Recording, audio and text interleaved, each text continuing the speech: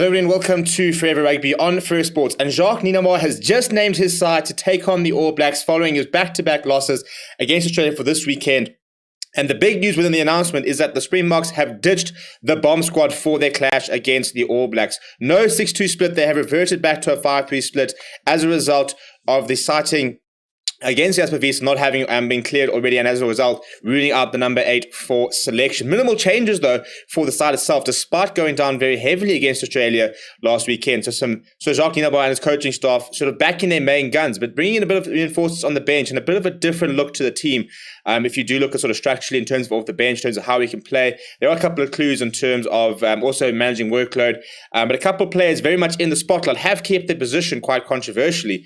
And then Damien Willemse losing his place on the bench as well is also a very, very big call. Before we look at the team itself, please do smash like on the video and subscribe to the channel as well. As you can see, we have launched our Forever Sports store, so you can go and check out shop.foreversports.net for a range of Forever Sports merchandise and fan supporters tees for the Lions, Bulls, Stormers, and stuff like that. Go and check out that link for more. So in terms of the team, and it was quite interesting to sort of see what was going to happen, because a lot of people have called. In fact, we ran a poll which had over 500 votes, which said that 72% called for rotation, saying we need to give other players a chance, that these players aren't doing the job.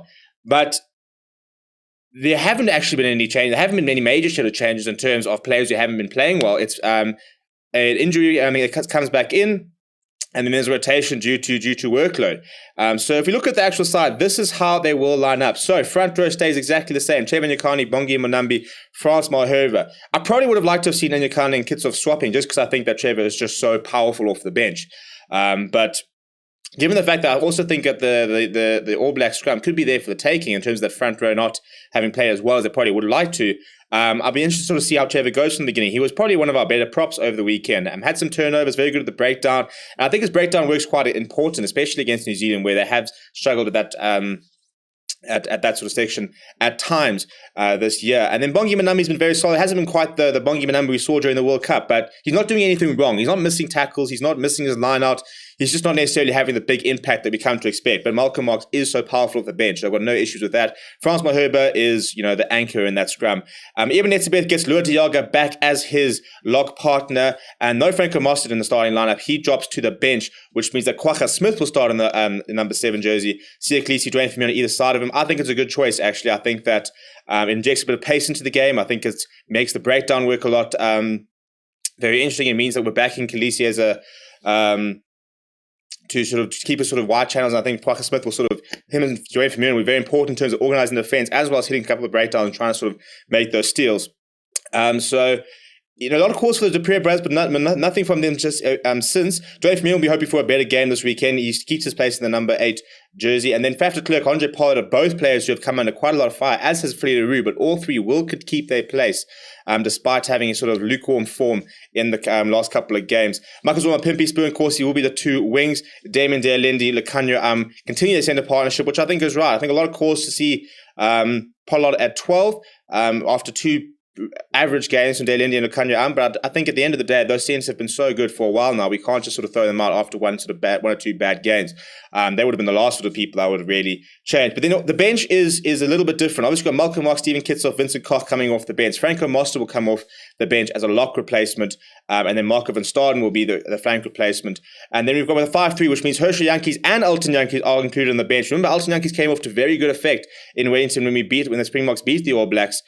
So he's in a very nice attacking option off the bench. And then we've got Frans Steyn, 23. That's a very interesting substitution. I think it's harsh on Damien Willemse. I don't think he's actually had a lot of opportunity, to be honest. And I think at the end of the day, we're looking at it's goal kicking options, aren't we? If Andre Pollard is not kicking well off the bench, coming off the tee, we've got Alton Yankee. He's got a better kicking percentage in international football, and Frans Steyn, he's got a sort of 50-60 meter kick.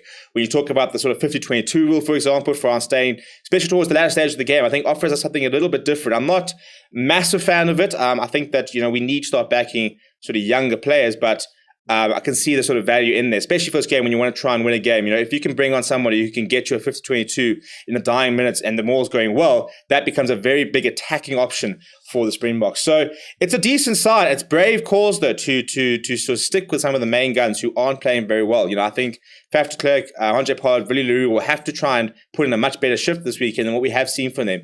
Andre Pollard, somebody who's just I think it's just taking a while to get sort of back to sort of full form. He's not like he's playing terribly. Had a much better game off the tee last weekend, but then missed 2 tackles. So he's not at his usual best, and I think that he's probably quite lucky to keep his position, but there is a reserve fly-off. So I think that Springboks will be brave, and if things aren't going well, Pollard's not having a good game, I think they will give him the early hook, or else we could see what we saw in Wellington, and we could see Dale Lindy get the hook, and Andre Pollard moving to 12, and Alston Yankees operating at 10.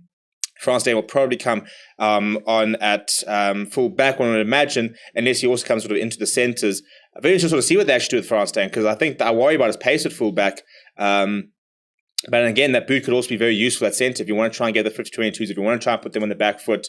So it's very, very interesting to see how the Springboks will play given this side. Let me know what you think of the side down in the comments below. Smash like on the video as well. We will be live tomorrow night going through the side, and we'll have a panel show on Thursday. I want to know what you guys think. Should Jacques Nienaber have rotated more? Is he right to stick with the players who have won World Cups, have won Lions Tours, who have done the business in the past? Do we rotate because of form, or do we continue to back the players that we know can pitch up and do the job? At the end of the day, it's the 100th test against the All Blacks. Expect this side to respond. It's the All Blacks. Every team lifts their acting against the All Blacks. So hopefully the Springboks do really respond very well, and we see a much better performance on Saturday. Please do smash like on the video and subscribe to the channel as well. My name is Steven. Thank you very much for watching, and I'll chat to you soon.